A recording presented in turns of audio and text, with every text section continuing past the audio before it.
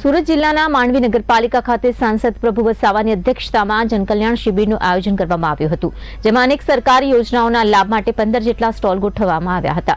આ શિબિરનો હેતુ જરૂરિયાતમંદ લોકોને સરકારી યોજનાઓનો સીધો લાભ પહોંચાડવાનો છે। આ સાથે જ તેમણે જંખવાવ રોડ પર વધતા અકસ્માતોને લઈને યુવાનોને વાહન ચલાવવામાં સતર્ક રહેવા માટેની અપીલ કરી અને સાથે આરટીઓ વિભાગ દ્વારા જનજાગૃતિ અભિયાન વધુ મજબૂત કરવાની પણ જરૂરિયાત પર ભાર મૂક્યો।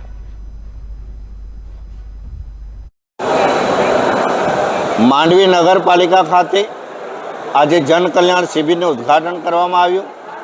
અહીંયા નાના લોકો માટે જરૂરી વહીવટી પ્રક્રિયાને લગતા દાખલા, આયુષ્યમાન કાર્ડ, આધાર કાર્ડ, ડીજીવીસીએલ, આરટીઓ, પોલીસ વિભાગની માહિતી એવા પ્રકારના 15 જેટલા સ્ટોલ અહીંયા મૂકવામાં આવ્યા, જેમાં વિશેષ આરટીઓ વિભાગનો પણ સ્ટોલ અહીંયા રાખવામાં આવ્યો છે।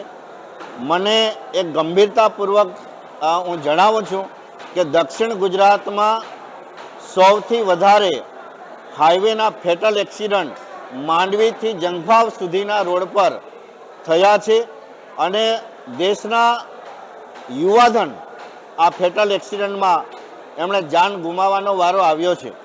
ત્યારે મારે યુવાઓને વિશેષ ટકોર અપીલ કરું છું કે સાવધાનીપૂર્વક આપણે વાહન